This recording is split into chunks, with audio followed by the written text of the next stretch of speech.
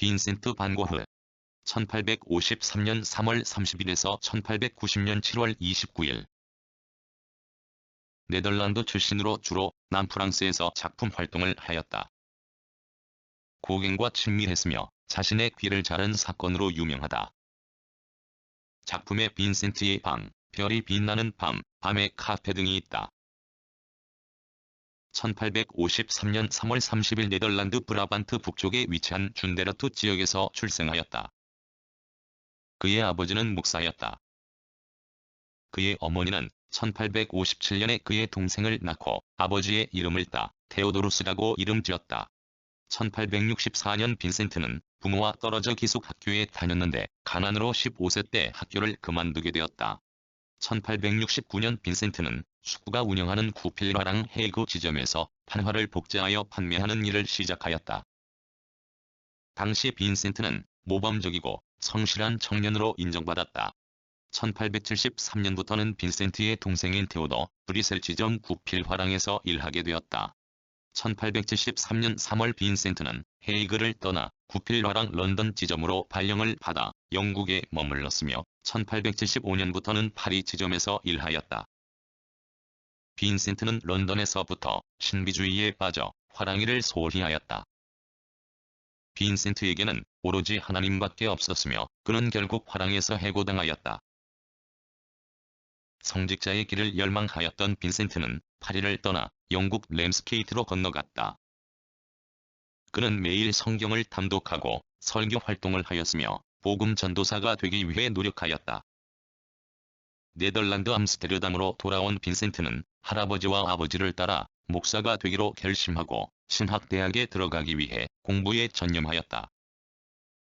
하지만 암스테르담 신학대학에 낙방하였고 전도사 양성학교에서도 그의 자질이 부족하다고 여겨 6개월간 평신도로서 전도 활동만을 허가하였다.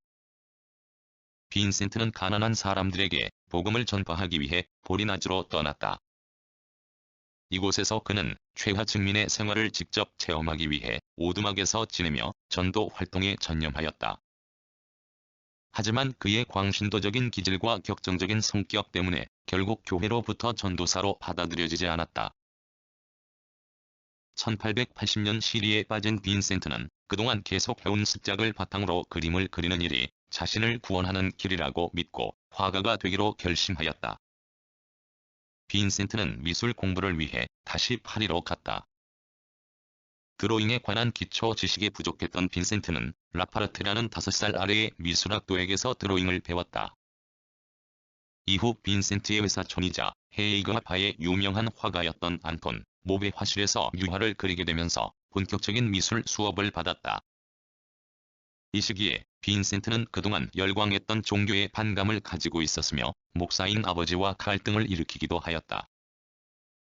그는 과격한 성격으로 자신에게 어떠한 비판도 받아들이지 않았고 작은 충고에도 심각한 상처를 입곤 했다. 그런 그의 성격 때문에 그에게 그림을 지도하던 안톤 모베와도 절교하게 되었다. 빈센트는 크리스틴이라는 매춘부 출신의 여자와 동거를 하며 지냈는데 그녀는 알코올 중독의 매독 환자였다. 빈센트의 가족은 그가 크리스틴과 지내는 것을 우려하였고 동생 테오는 그녀와 헤어지기를 강요하였다. 빈센트는 그녀와 헤어지는 것을 괴로워하였지만 생활비를 줄이고 그림에 전념하기 위해 그녀와 어린 나이를 저버리게 되었다.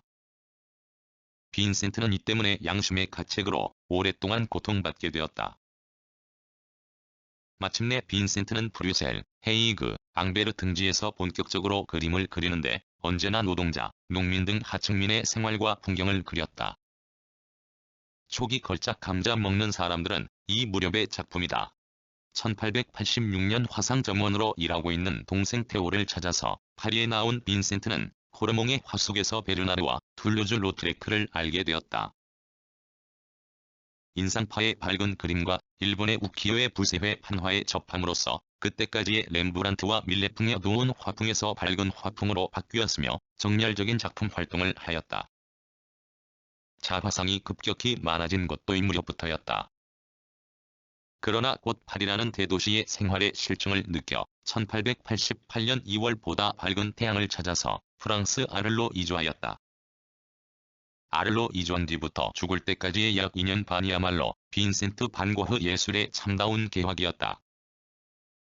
그는 그곳의 밝은 태양에 감격하였으며 아르리 도개교 해바라기와 같은 걸작을 제작했다.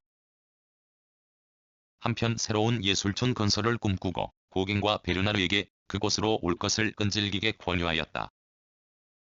그리하여 장폴, 고갱과의 공동생활이 시작되었으나 성격 차이가 심하여 순조롭지 못하였다.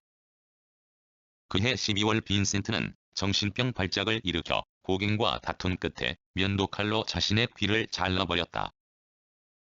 그 후 빈센트의 생활은 발작과 입원의 연속이었으며 발작이 없을 때에는 그동안의 공백을 메우기라도 하려는 듯 마구 그려댔다. 발작과 그림 제작에 지쳐 파리 근교 오베르에 있는 의사 가시에게 찾아간 것은 1890년 5월이었다.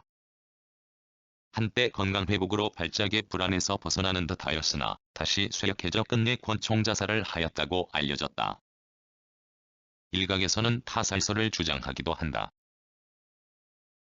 지금은 온 세계가 그의 작품을 높이 평가하지만 그의 정열적인 작품이 생전에는 끝내 인정받지 못하였다. 그가 위대한 화가라는 인상을 처음으로 세상 사람들에게 준 것은 1903년의 유작전 이후였다. 따라서 그는 20세기 초의 야수파 화가들의 최초의 큰 지표가 되었다. 그의 작품은 네덜란드에 가장 많이 있는데 40점 가까운 자화상 이외에도 빈센트의 방 별이 빛나는 밤밤의 카페 삼나무와 별이 있는 길 등이 유명하다.